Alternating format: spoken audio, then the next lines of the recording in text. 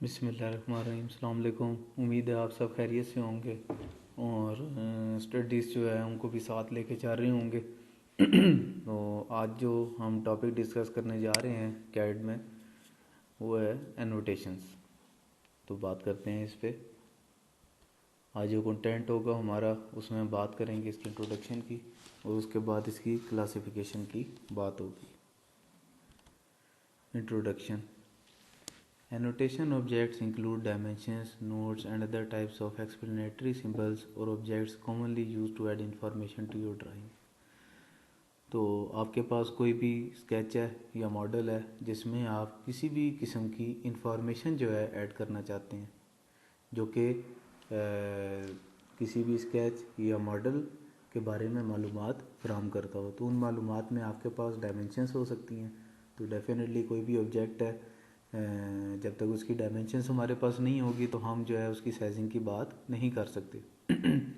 उसके बाद नोट्स की बात होगी कि कोई भी ऑब्जेक्ट है, कोई स्केच है, मॉडल है, तो जब तक उसके पास हमारी एक इंफॉर्मेशन नहीं होगी समरी के फॉर्म में, तो उस वक्त तक हम जो है वो नहीं बता सकते कि आपका कोई भी ऑब्जेक्ट है वो किस मकसद के लिए इस्तेमाल हो रहा है। उसके बाद कुछ एक्सप्लेनेटरी सिंबल्स होते हैं जिसमें से कुछ जो है वो डिस्कस हो जाते हैं डायमेंशनिंग के सेक्शन में। तो वो सिंबल्स जो है डिस्क्राइब करते हैं मुख्तलिफ इंफॉर्मेशन। तो ये भी आपके पास एनोटेशन में आते हैं। उसके बाद कुछ ऑब्जेक्ट्स हैं जो कि ऐड किए जाते हैं एनोटेशन में या किसी भी एनोटेशन के रेफरेंस से किसी स्केच में ऐड किए जाते हैं, जिनका मकसद क्या होता है कि आपके स्केच के हवाले से कोई भी इंफॉर्मेशन प्रोवाइड करनी है जो कि उसकी इंफॉर्मेशन में वैल्यू एडिशन का किरदार अदा करे। तो ये तमाम चीज़ें आती हैं एनोटेशन में। तो अगर आप देखें कि आपके सामने जो स्केच आ रहा है तो एक सिमेट्रिक स्केच है 2D में।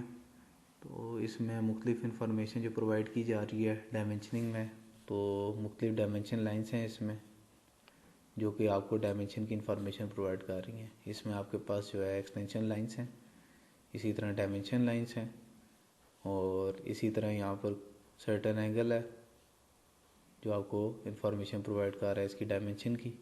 उसके बाद यहाँ पर आपके पास कुछ होल्स मौजूद हैं जिनकी इंफॉर्मेशन आपको लीडर लाइन की सूरत में प्रोवाइड की जा रही है। तो ये आपके पास सर्टेन एनोटेटिव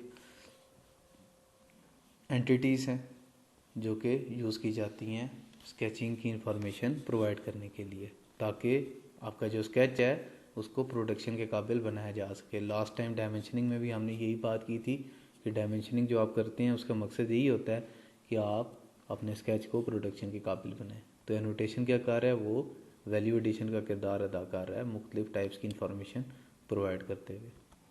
इसी तरह आप देखें तो आपके पास एक और जो है वो स्केच मौजूद है। इनफैक्ट एक 3D मॉडल है जो कि इवेलुएट किया गया in the form of orthographic projection. तो जिसमें क्या किया कि मुख्तलिफ व्यूज़ हैं ऑब्जेक्ट के, ऑब्जेक्ट एक ही है जिसके मुख्तलिफ व्यूज़ जो है वो प्रोवाइड किए गए हैं।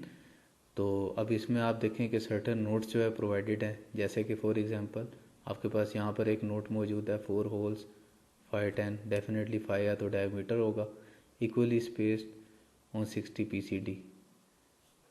तो बेसिकली सर्टेन इंफॉर्मेशन जो है आपको नोट्स की सूरत में प्रोवाइड कर रहा है। उसके बाद आप यहाँ पर देखें तो जो इंफॉर्मेशन आपको प्रोवाइड की जा रही है, flat surface on casting obtained by counter boring और स्पॉट फेसिंग। तो ये आपको सर्टेन इंफॉर्मेशन प्रोवाइड कर रहा है नोट्स की सूरत में। इसी तरह आप यहाँ पर देखें आपको इन्फॉर्मेशन मिल रही है 3 holes M10 into 1.5 into 6H into 15D। तो ये बेसिकली क्या है कि नोट्स प्रोवाइड करने के लिए किसी भी ऑब्जेक्ट आपके पास कोई भी अवेलेबल है जिसमें स्केच भी हो सकता है, मॉडल भी हो सकता है, तो उसकी कंप्लीट इन्फॉर्मेशन प्रोवाइड करने के लिए आप एनोटेटिव एंटिटीज़ जो है उनको इस्तेमाल करते हैं। उसके बाद बात होगी इसकी क्लासिफिकेशन की। तो क्लासिफिकेशन में जो आपके पास इंफॉर्मेशन मिल रही है तो उसमें कौन कौन सी एंटिटीज़ जो है वो इसमें इंक्लूडेड हैं।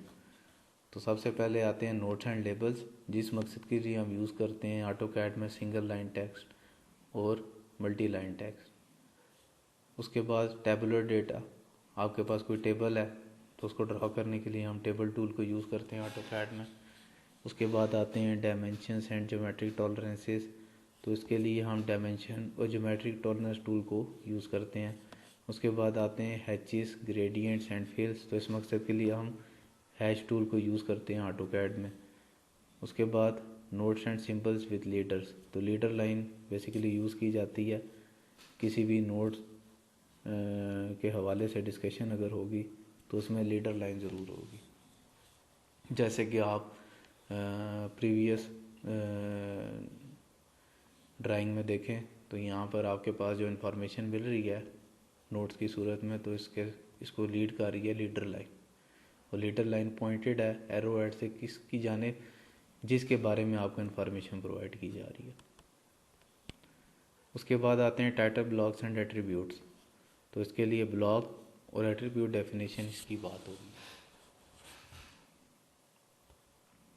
उसके बाद आपके पास क्लासिफिकेशन में जो सबसे पहली एंटिटी आती है वो आती है नोट्स एंड लेबल्स, तो इसकी बात करते हैं।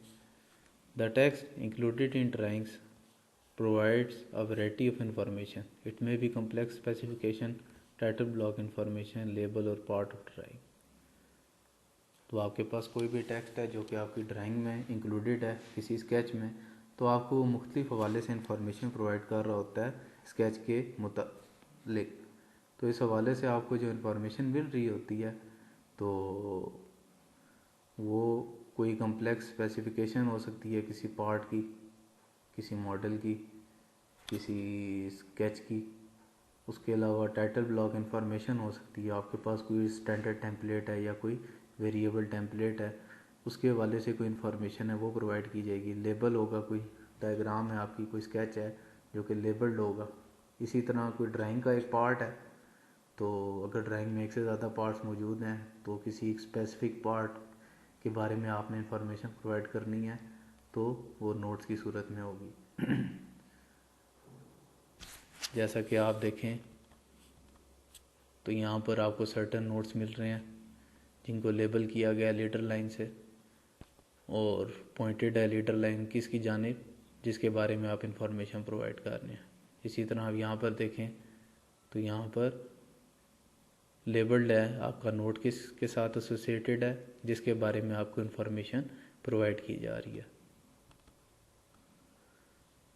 For simple entries such as labels use single line text, तो जहाँ पर भी सिंपल एंट्रीज होंगी कह लें कि सिंप्लीफाइड किस्म की जिसमें यह कि ज़्यादा डिटेल नहीं होगी, तो आप सिंगल लाइन टेक्स्ट की टूल को यूज़ करेंगे ऑटोकैड से।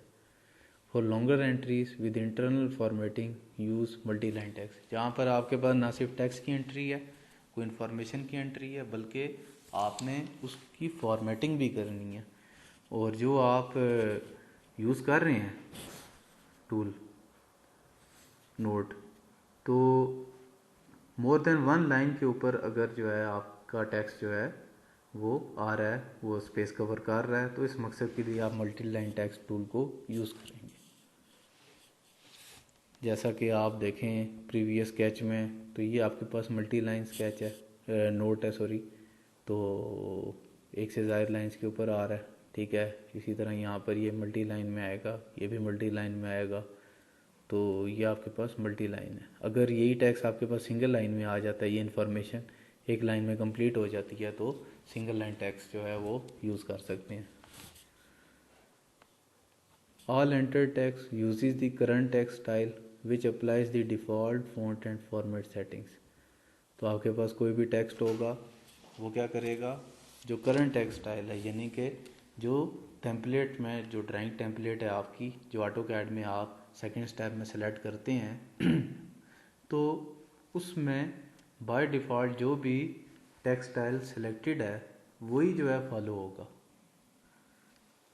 However, customization of text appearance is always possible, तो टेक्स्ट कस्टमाइजेशन जो है वो आप कर सकते हैं, यानी कि फ़ॉन्ट की सेटिंग्स। तो आपका जो भी फ़ॉन्ट है, अगर करंट टेक्स्ट स्टाइल मतलब आपका कोई भी फ़ॉन्ट है, ठीक है, जैसा कि आपके पास एरियल है, आपके पास जो है वो टाइम्स न्यू रोमन है, कोई भी आपके पास फ़ॉन्ट है तो आप उसको कस्टमाइज़ कर सकते हैं। टेक्स्ट इंक्लूडेड इन डायमेंशन और tolerance is created using the dimensioning commands. तो टेक्स्ट को आप डायमेंशनिंग कमांड्स की मदद से भी इंक्लूड कर सकते हैं। Leaders are helpful in creating multi line text. तो लीडर्स को आप यानी लीडर लाइंस को आप मल्टी लाइन टेक्स्ट की मदद से भी यूज़ कर सकते हैं, या फिर आप मल्टी लाइन टेक्स्ट को क्रिएट करने के लिए लीडर लाइन का सहारा भी ले सकते हैं।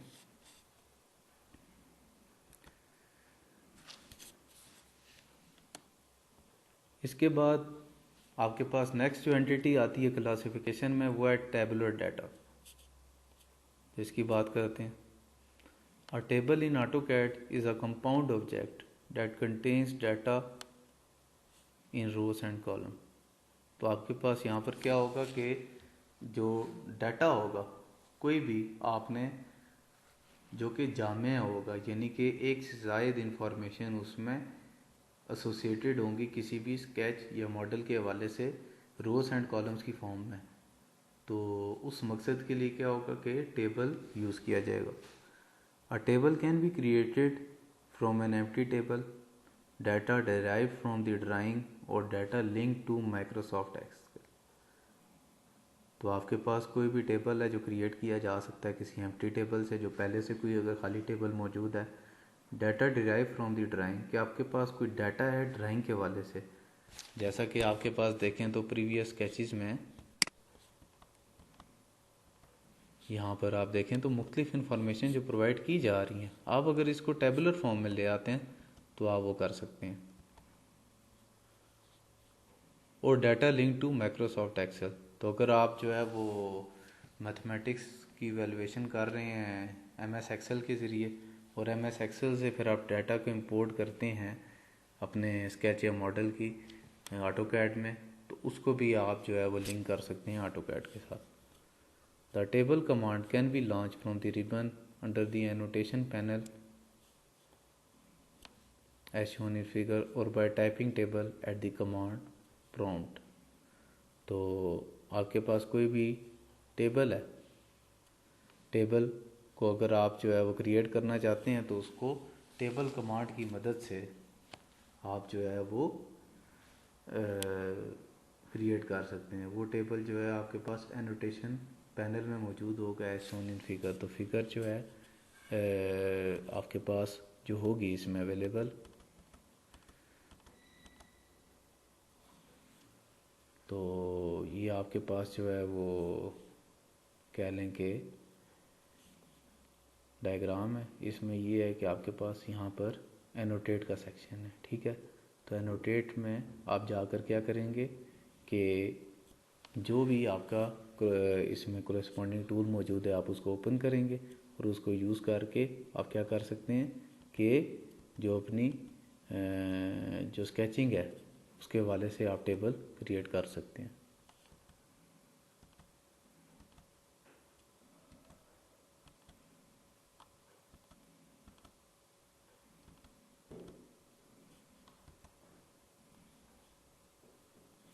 और by typing table at the command prompt. तो बेसिकली आपके पास जो बॉटम में कमांड लाइन होती है तो वहाँ पर आप जो है वो टेबल को कॉल भी कर सकते हैं। तो जो कि आपके पास वन ऑफ द मेथड है किसी भी टूल को कॉल करने का, तो उसको भी आप यूज़ कर सकते हैं। उसके बाद आपके पास जो नेक्स्ट एंटिटी है एनोटेशन की, वो है डायमेंशंस एंड ज्योमेट्रिक टॉलरेंस। तो इसकी बात करते हैं। Tolerances are applied to dimension styles and you can create multiple dimension styles for the different types of tolerances. तो आपके पास मुख्तलिफ डायमेंशन स्टाइल्स अवेलेबल होंगे स्केचिंग में। तो हर डायमेंशन स्टाइल के लिए, हर डायमेंशन टाइप के लिए आप जो है वो क्या कर सकते हैं कि टॉलरेंसेस जो है उनको अप्लाई कर सकते हैं उन डायमेंशंस पर।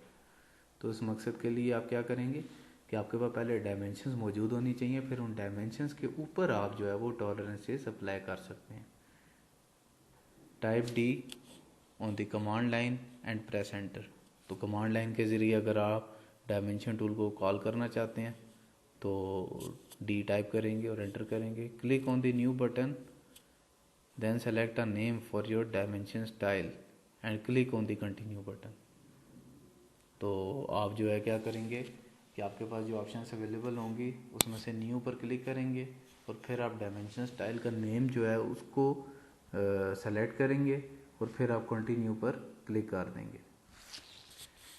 Select tolerances tab and from method drop down menu of tolerance format panel select the deviation option. Don't change the upper and lower values of tolerance, keep it at its default value of 0 as shown in image below। तो ये आपके पास जो है वो tolerances का section आ जाएगा। तो इसमें आप क्या करेंगे कि जो मेथड होगा वो डेविएशन ही होगा, प्रिसीजन 0, अपर वैल्यू 0, लोअर वैल्यू 0। तो ये आप जो है अगर इनको सेट करेंगे तो इसके मुताबिक क्या होगा कि यहाँ पर आप अगर देखें तो इसके कोरेस्पॉन्डिंग जो आपके पास स्केच है उसमें टॉलरेंसेस की वैल्यूज अपीयर होंगी। तो अपर वैल्यू भी ज़ीरो है और लोअर वैल्यू भी ज़ीरो होगी। तो अपनी जो भी आपकी रिक्वायरमेंट है उसके मुताबिक आप इस वैल्यू को सेट कर सकते हैं।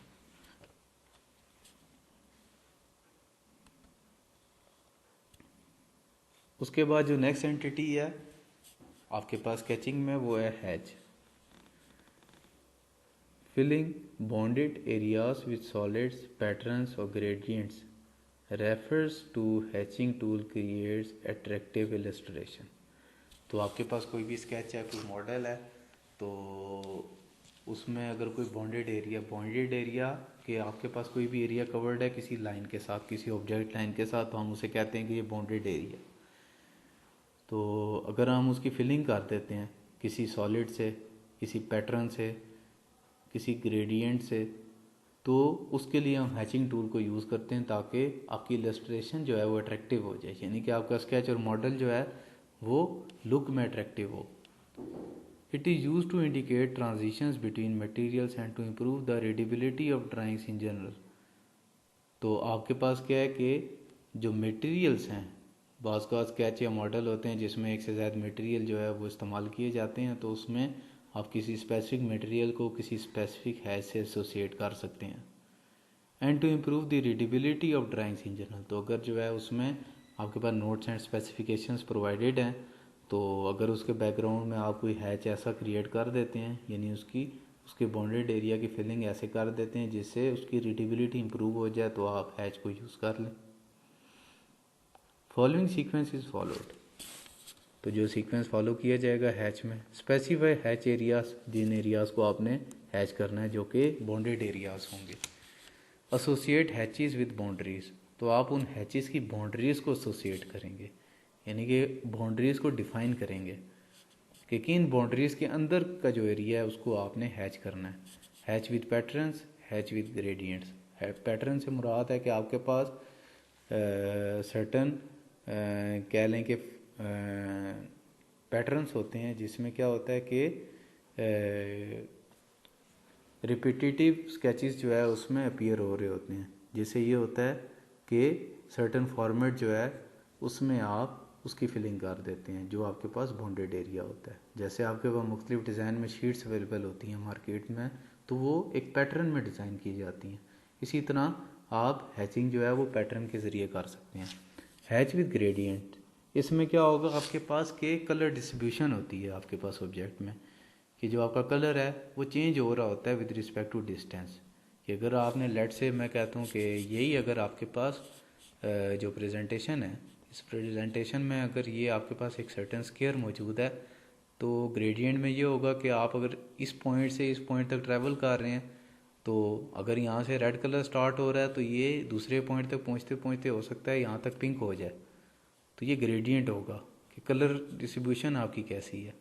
हो सकता है आप यहाँ से टॉप की जानिब जा रहे हो तो यहाँ से रेड पे चलें और यहाँ पर ऑरेंज हो जाए, यहाँ से फिर जो है वो पिंक हो जाए।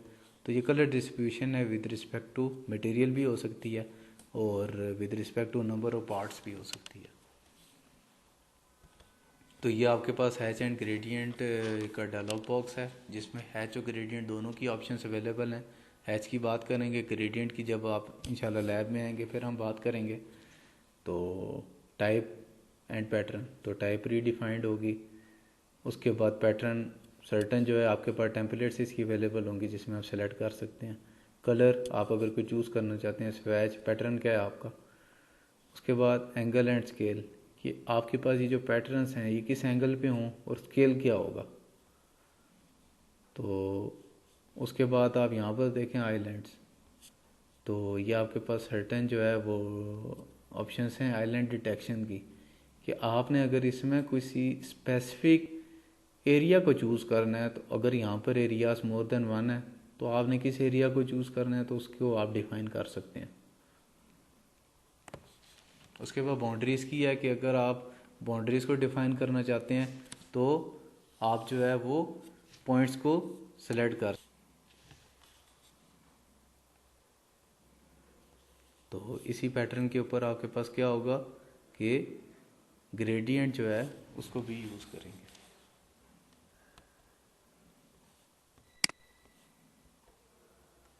उसके बाद जो नेक्स्ट आपके पास कह लें कि एंटिटी है वो है leader. You can create a leader line from any point और feature in a drawing and control its appearance as you draw. Leaders can be straight line segments or smooth spline curves. तो आपके पास क्या होगा कि आप leader line कोई भी है वो किसी पॉइंट या फीचर से क्रिएट कर सकते हैं किसी भी स्केच या मॉडल में, और जो उसकी अपीयरेंस है कि विजिबिलिटी कैसी है उसकी, तो उसकी आप एडजस्टमेंट कर सकते हैं। लीडर्स आपके पास स्ट्रेट लाइन भी हो सकती हैं और आपके पास स्मूथ स्प्लाइन कर्व्स भी हो सकती हैं। तो आप अगर देखें यहाँ पर जो यहाँ पर लीडर लाइन इस सेक्शन में अवेलेबल है तो ये स्मूथ स्प्लाइन कर्व है, स्प्लाइन कर्व। इसी तरह यहाँ पर अगर आप देखें तो यहाँ पर आपको स्ट्रेट लाइन की तरह अपीयर हो रही है। तो अगर आप जो है वो लीडर लाइन के डायलॉग बॉक्स पे आएँ जिसको आप मल्टी लीडर स्टाइल से जो है वो यूज़ कर सकते हैं, तो इसमें आपके पास सर्टन ऑप्शंस अवेलेबल होंगी कि आपके पास लीडर फॉर्मेट जो है इसमें आप क्या करेंगे कि टाइप आपके पास कौन सी है, कलर आपका कौन सा है, लाइन टाइप आप लीडर लाइन के लिए यूज़ कर रहे हैं, लाइन वेट कौन सा है, बाय ब्लॉक यानी कि जो आपका कह लें कि आपने टेम्पलेट सेलेक्ट की हुई है अपने स्केच के लिए। उसके बाद एरो ऐड है, एरो ऐड का सिंबल होगा कि वो कैसा होगा, साइज़ कैसा होगा, लीडर ब्रेक साइज़, ठीक है, लीडर लाइन आपकी ब्रेक कहाँ से होगी। तो ये आपके पास सर्टन ऑप्शंस जो हैं वो इसमें अवेलेबल है।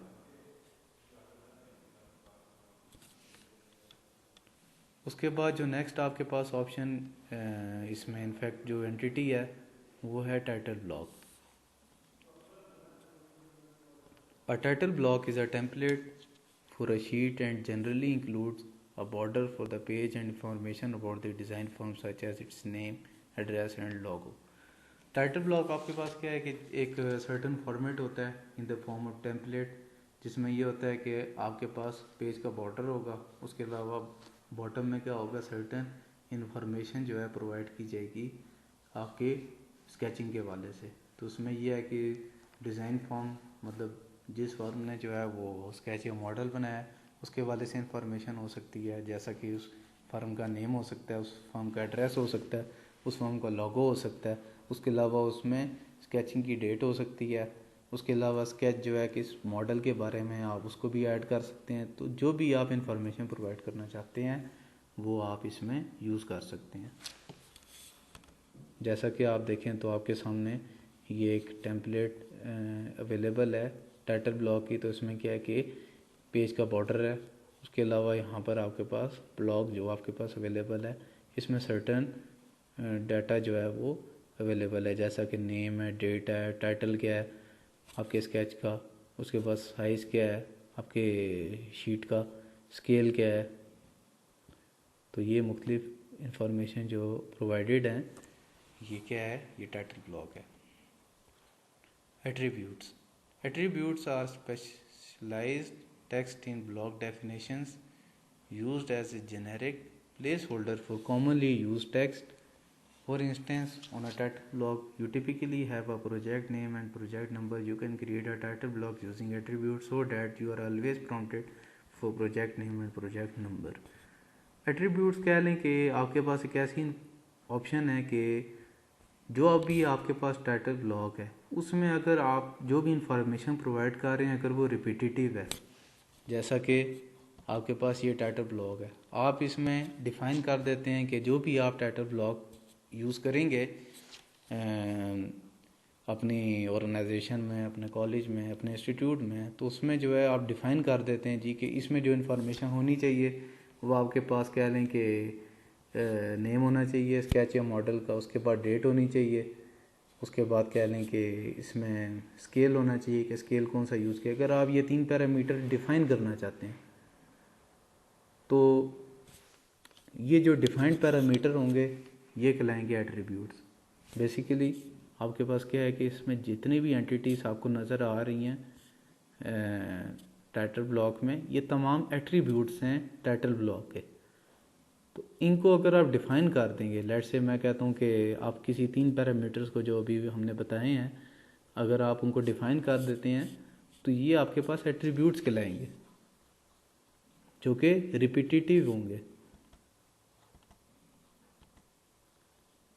तो अगर आप इसमें 2 एट्रीब्यूट्स जो है वो डिफ़ाइन कर देते हैं कि प्रोजेक्ट नेम क्या है और प्रोजेक्ट नंबर क्या है, प्रोजेक्ट नेम के प्रोजेक्ट कौन सा है, उसके बाद प्रोजेक्ट नंबर के उसका सर्टेन नंबर जो है वो आप टैग कर देंगे ताकि आपकी ट्रेसिबिलिटी बेहतर हो जाए।